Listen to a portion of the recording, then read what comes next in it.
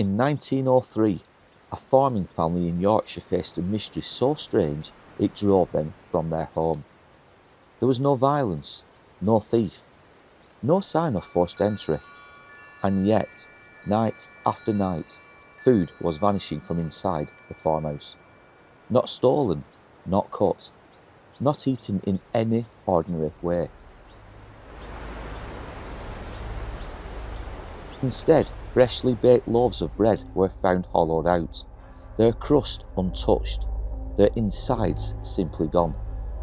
The family locked doors, they set traps, they covered the floors in flour to catch footprints. But every morning the same impossible sight waited for them.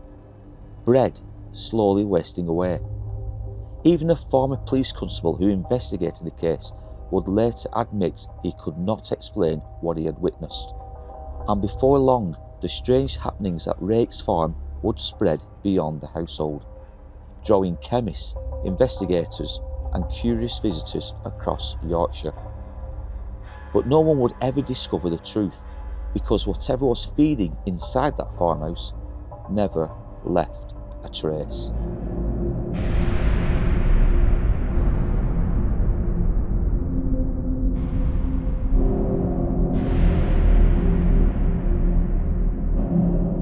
Raikes Farm stood out in open country, surrounded by the windswept fields typical of Yorkshire agriculture at the turn of the 20th century. The farmhouse itself was sturdy and practical, solid brick walls, small windows and heavy wooden doors built to withstand the harsh weather rolling down from the Yorkshire wolds. Inside were the familiar rooms of a working farm, a kitchen warmed by a range fire, a dairy room where food was stored, and outbuildings where livestock and tools were kept. It was here that the Webster family lived. They were ordinary people, hard-working farmers with several children, practical, respectable and well regarded in the community. Now there was nothing unusual about them, nothing in their reputation suggested hysteria, deception or any hunger for attention. Their lives revolved around simple things, the weather, their animals, the yield of the land. And like many farm families, they baked their own bread.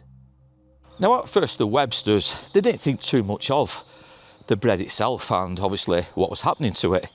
After all, it may have been a rat infestation maybe, gnawing away at the bread. It may have been even the children who were eating little bits of it. It was said that there were no crumbs though, close to or surrounding the actual bread itself. So it kind of rules out that kind of issue when it came to why this bread was wasting away.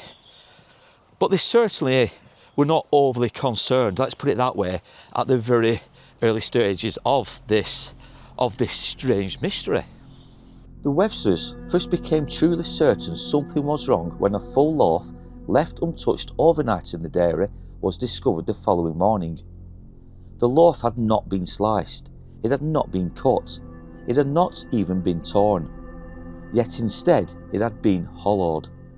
The crust remained intact like a fragile shell, but much of the inside, the soft substance of the bread, had somehow disappeared. There were no crumbs on the floor, no knife marks, no sign of gnawing. Now naturally, suspicion would fall within the household. Children deny things people forget, and hunger can make quiet thieves of us all. But the children insisted they had not touched the bread, and the wasting continued. As time went on, and obviously the bread itself on a regular basis was seemingly being tampered with, the Websters began to lay some form of booby traps. They placed flour or some form of powder on the floor in the kitchen, in the pantry, and where this bread was obviously being left overnight, in the hope that whoever was doing this, because they most certainly at the beginning thought it was obviously a living person, it wasn't anything paranormal or superstitious. So they've placed flour of some kind of powder on the floor. But there were never no footsteps, there were never no footprints leading into or out of the kitchen or the pantry itself. They even locked bread away in safe zones, so the pantry door was locked at nights, and yet the following morning the bread was wasting away still. And this began to really worry the Websters, because if nobody was getting into or out of the pantry and the kitchen, then what was happening to the bread? Why was it being hollowed out from the inside? There was no sign of any tampering whatsoever.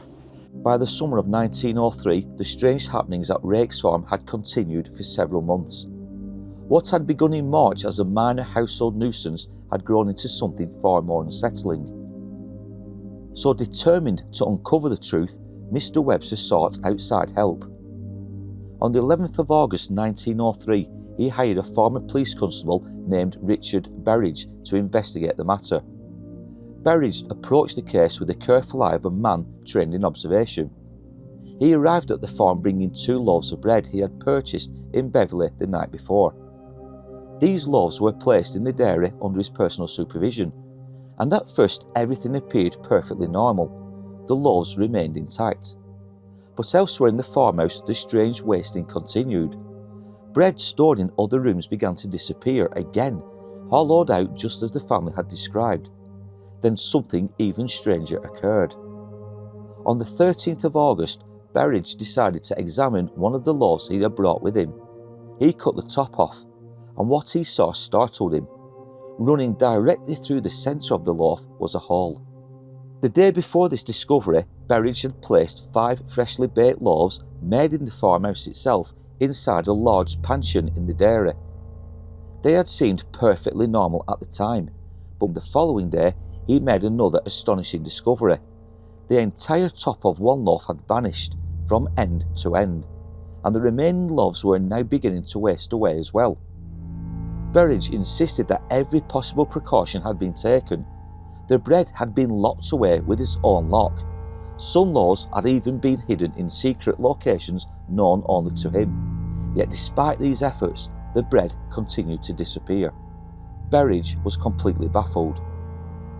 Now, after witnessing the events firsthand, he admitted he could not explain them away. But one conclusion seemed certain to him, and that he believed that no human hands were responsible. Obviously, with a story such as this, and how bizarre it was, it didn't take long before the news reached further and farther afield. And 10 chemists eventually arrived at Raikes Farm, and they travelled from nearby Hull and Beverley. They investigated this strange happenings with the bread. They took samples away, they took full loaves away, and they found nothing that would suggest that there was any tampering for a start. They found no fungi, they found no mould spores, they found absolutely nothing to suggest that this bread was contaminated in any way.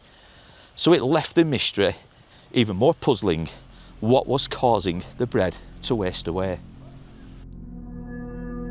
Meanwhile, the strange phenomena was becoming increasingly troubling for Mrs. Webster. Flour was precious, and she could not afford to see loaf after loaf simply vanishing. So she tried something different, and instead of baking bread, she began baking cakes. The cakes were placed on the same shelves where the loaves had once been stored, and for a time the plan seemed to work. The cakes remained untouched. Day after day passed with no mysterious wasting. At last, it seemed the problem might have been avoided, but the relief was short-lived. She placed these cakes next to the bread, and for a time the bread itself would slowly diminish and the cakes were left untouched. But when the last morsel of bread itself had vanished and there was no more bread on the actual wooden shelves themselves, or the stone shelves, the cakes began to slowly erode away. The same thing was happening to them. And this frightened, it startled Mrs. Webster to the point where she thought, well, if I can't stop this strange thing from happening, what I'm going to do is just make bread for this entity that was taking the bread. So she would still make cakes, but make more bread for this thing, this entity, this unseen force that was eating away at the bread. Obviously, with a story such as this, news soon spread across East Riding of Yorkshire. People spoke of the strange events unfolding in the Webster household. Farmers debated it, shopkeepers discussed it, townsfolk speculated endlessly, Some believed it must have been a trick, others blamed rats or mice, and a few whispered something, well, less natural. Yet nearly everyone agreed at one point the Websters were honest people. Their neighbours spoke of them with respect. They were not the kind of family to invent stories for attention, which only made the mystery more troubling. Because if the Websters were telling the truth, then something very strange was happening inside that farmhouse. Explanations began to circulate. Perhaps it was rodents, but rats leave signs, gnaw marks, trails, droppings. None were ever found. Perhaps the bread itself was flawed, poorly baked, structurally weak. But expert analysis found no such defects. Another theory was fraud. Perhaps someone in the household, even one of the children, was secretly eating the bread. Yet the precautions taken by Berridge and others complicated that theory. Tales such as this, they do obviously change over the years. Things get added to it, and some quite extraordinary stories emerged. And one being that at one point it was reported that there were strange sounds being heard in the farmhouse itself, and during the night footsteps were heard, whispering could be heard. Now, how true this is, obviously, we'll never know. But I guess, obviously, with time and as the years go by, people will add different narratives to this bizarre story.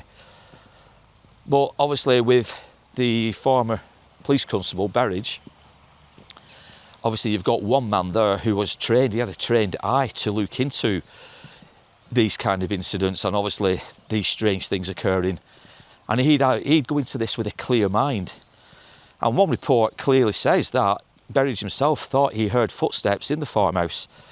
Now, we don't know the circumstances of the farmhouse. We don't know if people were still in one of the rooms nearby. They may have got up to go to the bathroom during the late night or early morning, and it was the footsteps here then. We will never know, of course. But it's certainly this story evolved over the time and over the years, and things were, well, I personally believe things were added to make it more mysterious than probably what it was. Now imagine the atmosphere inside that farmhouse. Night arrives early in a Yorkshire spring. Wind rattles the window panes. Children whisper in shared rooms.